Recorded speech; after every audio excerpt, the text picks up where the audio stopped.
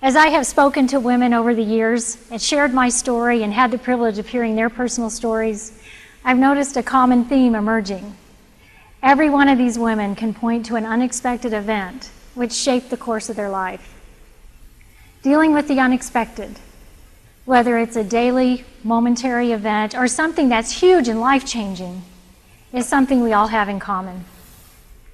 Recently, I was reminded how the unexpected events can just jump out of the blue and knock us right upside the head. I was traveling to East Texas to celebrate my parents' 50th wedding anniversary with two of my girls. It is a very long, boring 15-hour drive from our home to their home. We shared the driving because they each have their learner's permit. On the day we were going to return home, Megan said, "I want to drive first." I said, "Sure." Now, usually we avoid Dallas altogether, but on that day I said, "It's the day after Thanksgiving, there shouldn't be much traffic. How hard can it be?"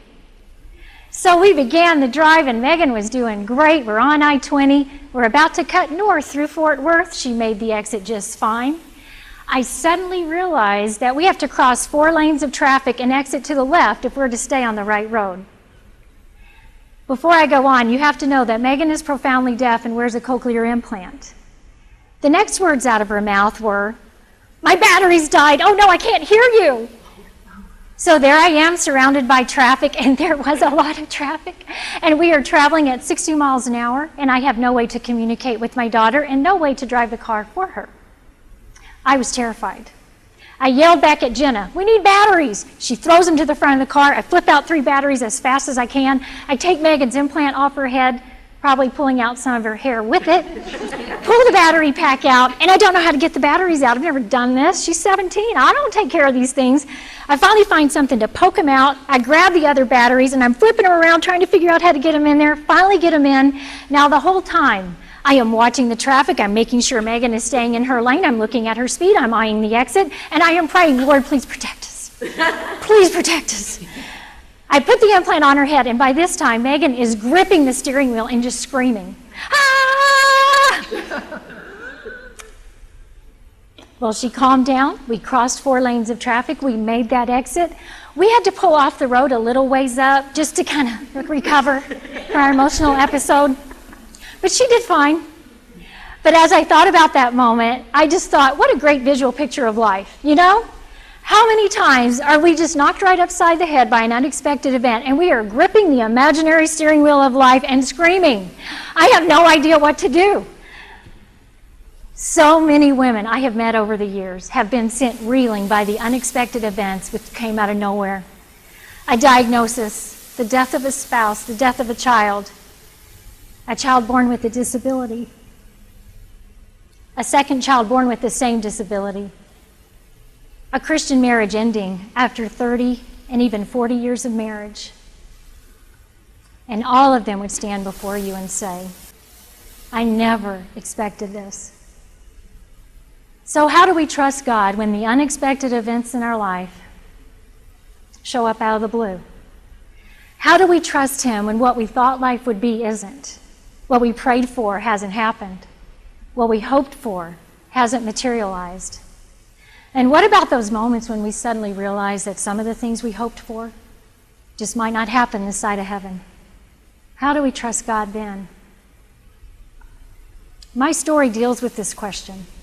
I'm going to share with you some painful, unexpected events that the Lord has allowed in my life.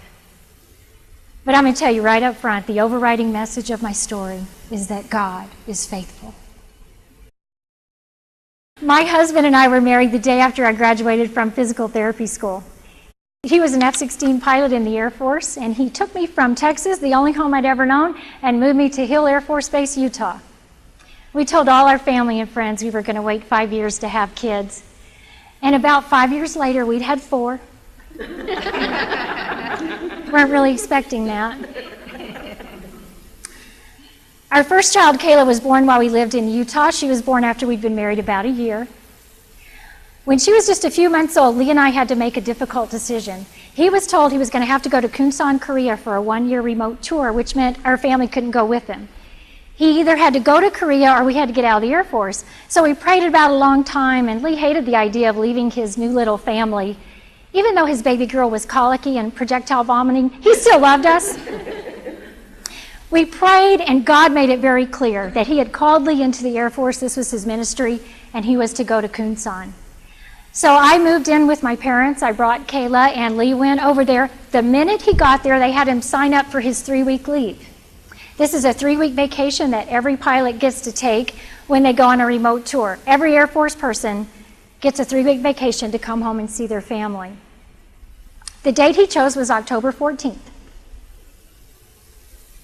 We began to notice that Kayla wasn't talking, and she wasn't turning when I called her name. But I just thought she had fluid in her ears.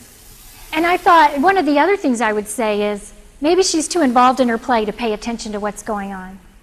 I took her to a nurse. I said, I think she has fluid in her ears. The nurse rang a bell. Kayla didn't look up. And I said, see, she's so involved in her play, she's not paying any attention.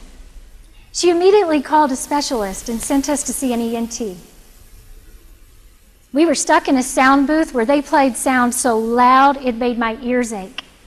And Kayla didn't move. And I said, see, she's so involved in her play, she doesn't pay any attention. The doctor walked in and he said, yep, she's deaf. There's nothing you can do about it. He handed me a phone number, and that was that.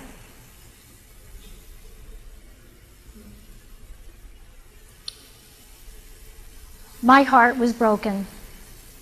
But all the way home, I kept looking at Kayla with her beautiful blonde curls and her big blue eyes, and I thought, she can't be deaf. No one in our family is deaf. Look at her, she's perfect. When we got home, I got out of the car, she grabbed my hand, and just the touch of her hand sent something that was like an electric shock through my body. And I suddenly knew that she was deaf. And I knew our life would never be the same. My dad had taken the day off work, and he took Kayla outside to play. I went inside to pray.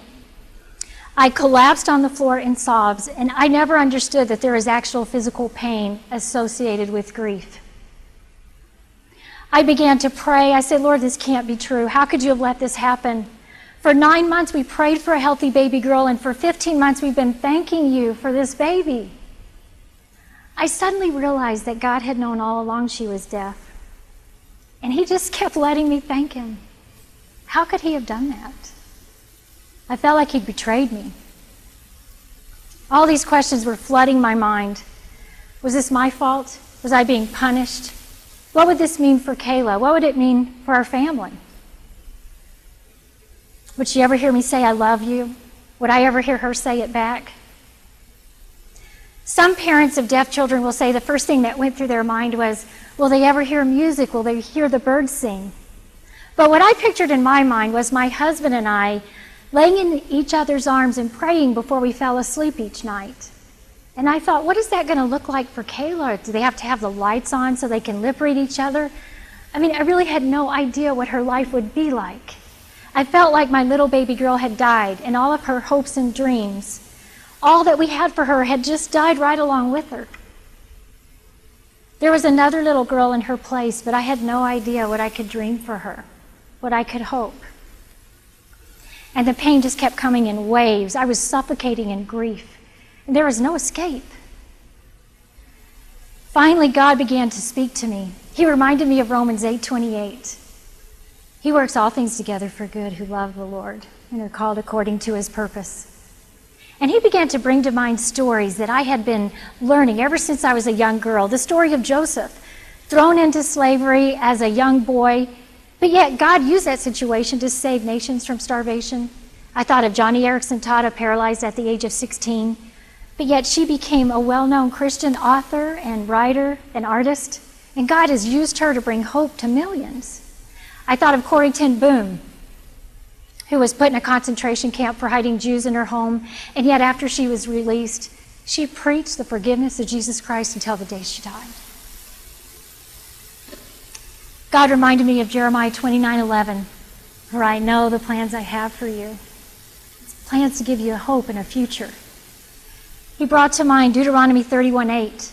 The Lord himself goes before you. He will be with you. He will never leave you or forsake you.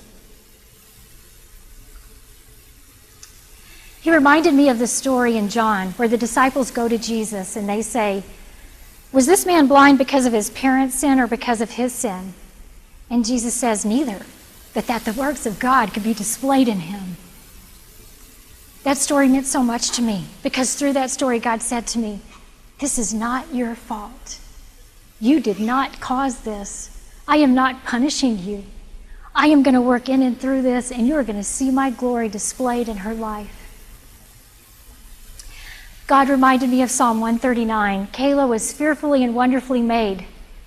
He paid great attention when he was forming her. She was not a mistake. Through all these verses and all these scriptures, God just kept telling me, I am worthy to be trusted in this. I am big enough for this. I'm going to work in and through this and bring glory to my name. I will bring purpose out of your pain. And you are going to see my hand up close and personal. You're not going to have to read about it in some book.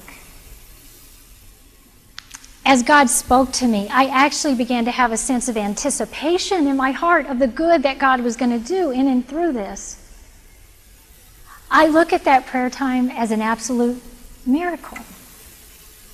It was the first time I understood that grief and hope could reside side by side in the same heart. Only in the hands of an almighty God could a freshly broken heart be filled with hope.